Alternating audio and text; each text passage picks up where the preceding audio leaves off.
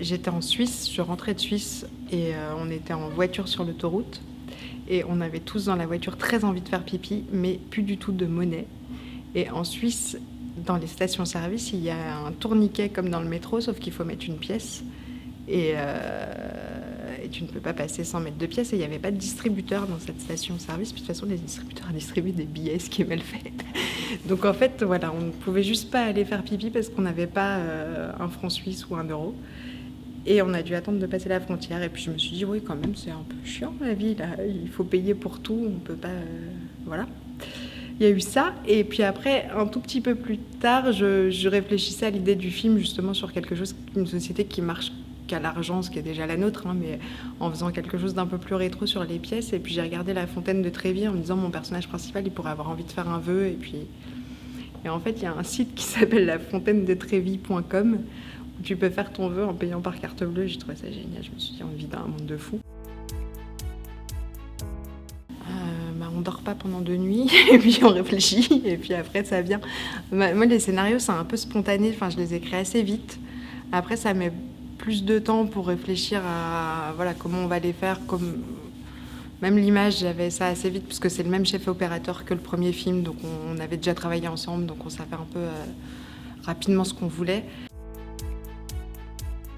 J'ai eu la chance de faire un premier film avec des gens super, donc je les ai gardés, parce que quand on les trouve bien et qu'on s'entend bien, c'est chouette. Ça n'avait pas été la même production, par contre. Donc voilà, une nouvelle équipe, nouvelle production pour faire le film.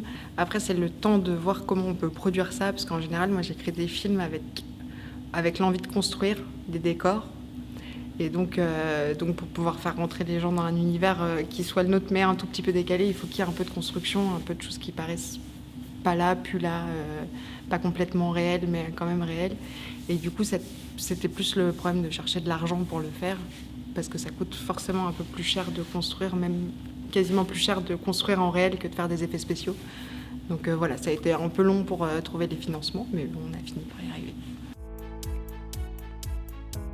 J'avais 2 comédiens extrêmement différents. Donc Diana, avec qui j'avais déjà travaillé, donc on avait déjà un parcours ensemble, un premier film sur un autre personnage qui n'a rien à voir avec le personnage dans ce film-là, mais on avait déjà travaillé ensemble, donc une certaine confiance réciproque et voilà.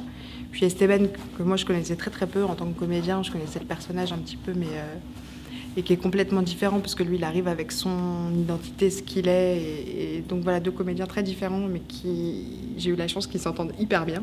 Moi c'était un tournage très très compliqué, je vais pas le cacher. Enfin, on aurait dû avoir beaucoup plus de jours pour tourner, on n'était pas du tout prêt à la déco pour plein de raisons, et du coup on a tourné en très très peu de temps, en dormant très très peu. Donc c'était un tournage épuisant. Mais après, quand on sait ce qu'on fait aussi en tant que réel, quand on essaye de faire du court, mais qu'on veut créer un univers, créer des décors, on demande énormément de choses aux gens, aux producteurs, et puis en termes de financement aussi, c'est assez lourd, et puis il n'y en a jamais assez. Donc voilà, on a tourné rapidement, et puis sans temps de refaire les choses et tout ça, donc fallait aller vite, on est sorti épuisé.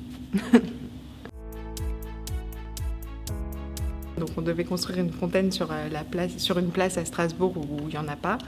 Donc on avait construit une fontaine, pas en studio, mais dans un hangar en bois, avec un cyclo de piscine, voilà, qui devait être rempli.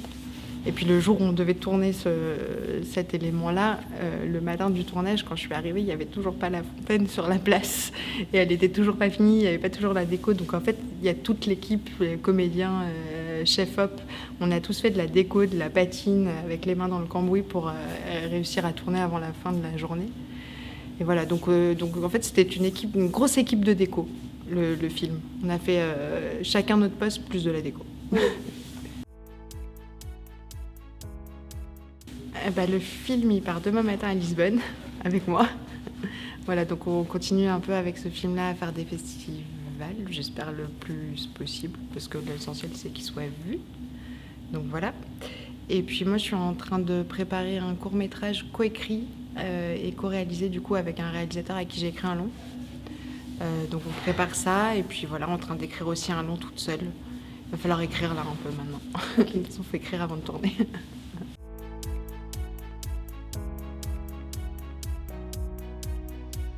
Donc il y a un réalisateur avec qui j'ai eu très envie de travailler. On a écrit un long métrage ensemble, premier long, et on a dû... Enfin, pour l'instant, on l'a un peu mis de côté parce qu'on ne trouvait pas les financements. C'est un road movie sur une petite fille qui habite dans la rue à Paris, qui a 12 ans, qui rencontre une jeune fille de 20 ans qui est aussi dans la rue pour d'autres raisons, et elles partent sur les routes ensemble. Et puis après, il y a des trucs un peu poétiques qui partent un peu pas si loin de l'univers que vous avez pu voir.